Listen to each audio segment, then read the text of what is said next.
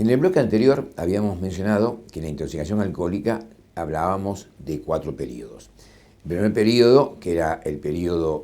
digamos, de entre 50 y 150 miligramos cada 100 mililitros en sangre, era el periodo en el cual, en general, el observador no advierte en la persona que está intoxicada en este periodo algo relevante, o sea, recién uno observa digamos, la intoxicación alcohólica notoria, sintomatología del borracho, por decir así, a partir del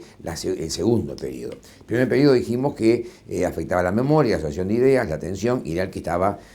como límite, a partir de 50 ya no se podría conducir un automóvil. En el caso del periodo 2, de intoxicación, que hablamos del promedio de 200, entre 150 y 250 miligramos por cada 100 mililitros en sangre, son evidentes los síntomas para el observador. Ya todo el mundo observa y se da cuenta de que la persona está bajo esta intoxicación alcohólica. Y básicamente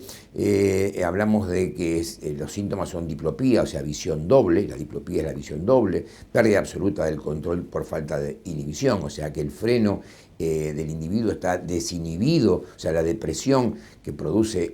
el alcohol, que es no selectiva, deprime el freno del individuo, por lo cual el individuo pierde toda capacidad de controlarse y ahí llega a actos de violencia,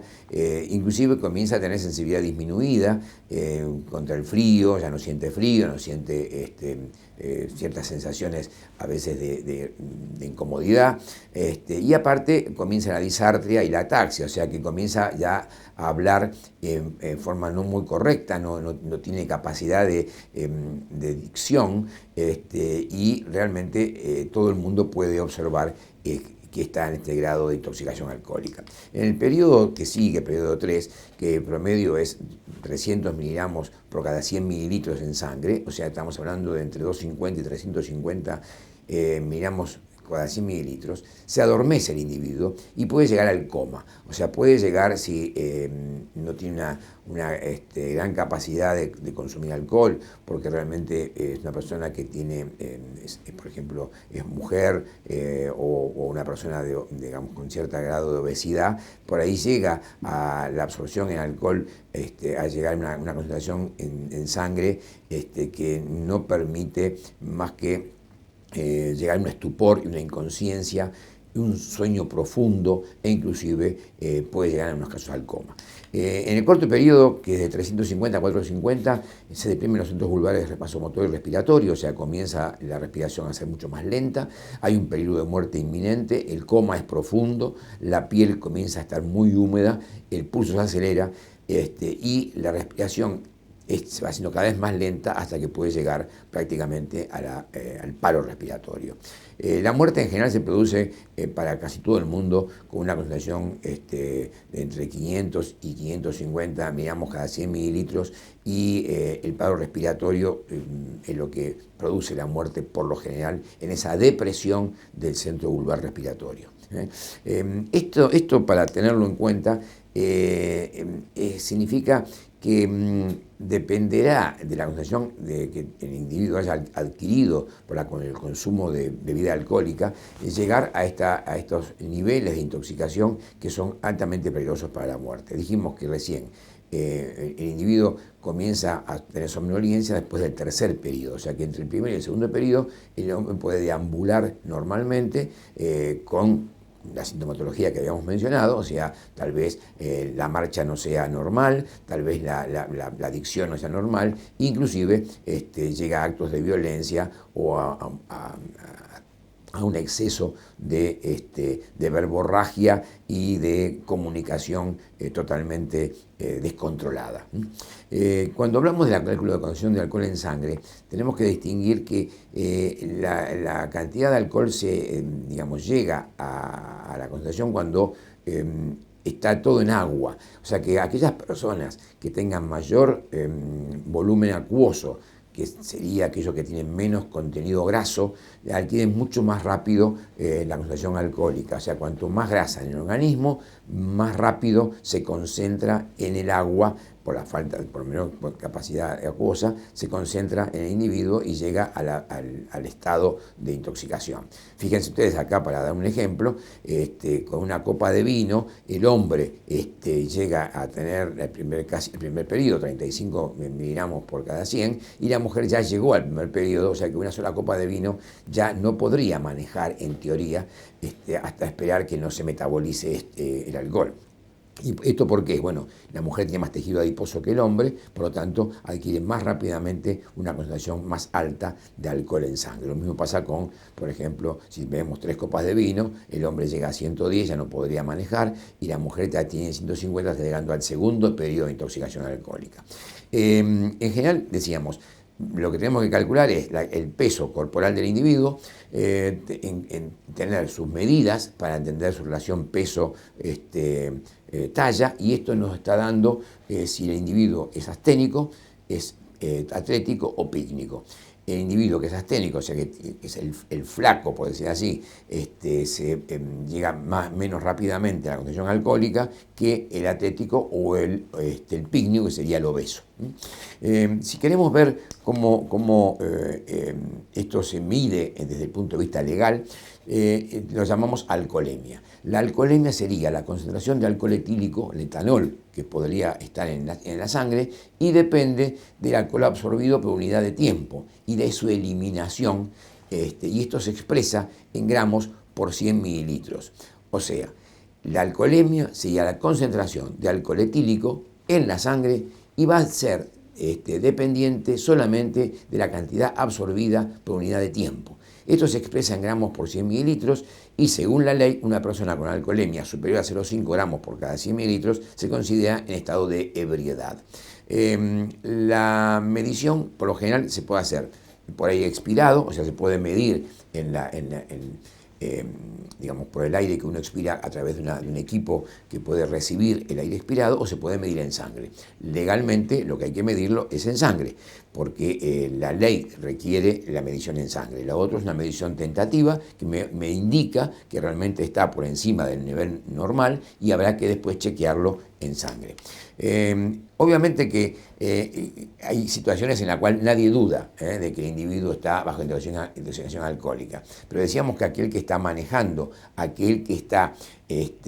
haciendo uso de un vehículo y llega a la concentración mayor de 0,5 gramos por 100 mililitros, o sea 500 miligramos por cada 100 mililitros, la medición se puede hacer con estos equipos, pero después habrá que hacerla en sangre. Cuando se mide en sangre, lo que se hace por la curva de alcoholemia, llamada curva de ecuación de Widmar, lo que me permite es medir la cantidad de alcohol que el individuo tenía en el momento del hecho. O sea, si alguien comete un delito al mediodía, atropella a alguien con el auto y yo lo detengo 4 horas después, lo que yo voy a hacer es medir la concentración en sangre a tiempo T, al tiempo que yo lo detuve, y voy a pedir como punto de pericia cuál es la cantidad de alcohol en el momento del hecho. Esta curva que ustedes pueden ver acá en la gráfica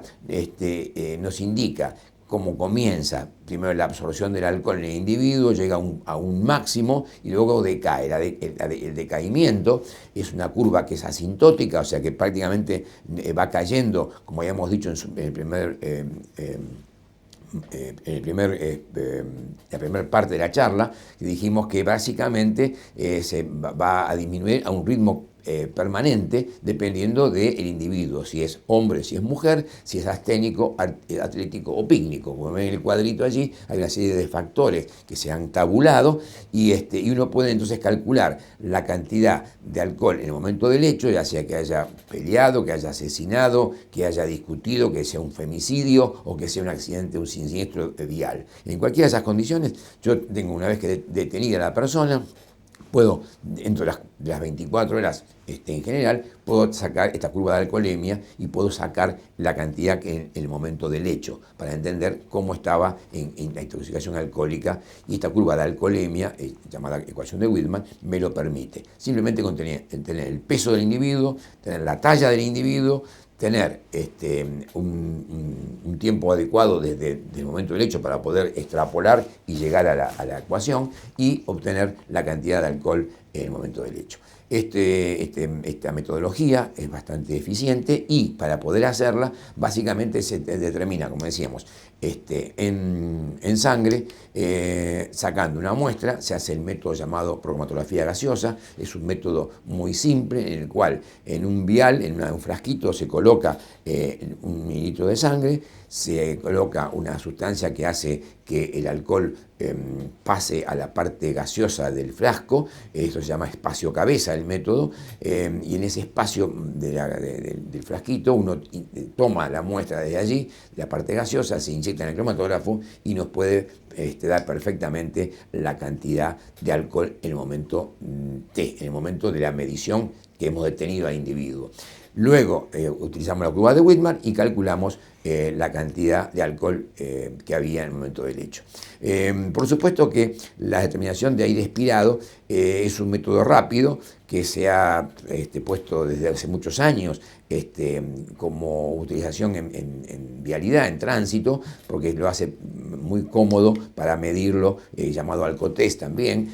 para medirlo en los individuos, por ejemplo, en la calle. Por supuesto que habrá que después chequearlo, como decíamos, con el método en sangre. Pero esta metodología, que tiene una relación de 3100 a 1, o sea, cuando da una unidad de alcohol en aire expirado, realmente hay 3100 unidades de alcohol en sangre. Por eso es mucho más preciso el método en sangre que el método de aire expirado. Si bien es un método tentativo y es muy útil inclusive para la gente que tenga esos equipos que están a veces en los bares, en los boliches, en los lugares donde la gente se reúne, que tienen, hasta los provee inclusive municipalidad, los provee el gobierno, a estos lugares donde uno antes de salir dice, bueno, quiero medirme a ver cómo estoy antes de manejar. Y uno, bueno, mide la condición que tiene por aire expirado, que es tentativa, pero es un buen valor, y si ve que todavía tiene un nivel alto de concentración en sangre, espera media hora, 1 hora más, hasta que baje, porque se metaboliza y va a ir cayendo lentamente la cantidad de alcohol en sangre, hasta que uno pueda llegar al nivel que le permita manejar. Si no, habrá que hacer uso de algún amigo que sea el conductor designado para esta actividad. Pero realmente es importante en la parte pericial, cuando alguien comete un delito y se sospecha o que se ha visto que puede estar bajo la acción de una intoxicación alcohólica, medir primeramente el aire expirado y luego hacer la medición por peritos que lo hagan, ya sea cuando se detuvo al individuo o se hospitalizó, para tomar la muestra de sangre y allí hacer la determinación que es de alta certeza respecto a lo que la ley exige.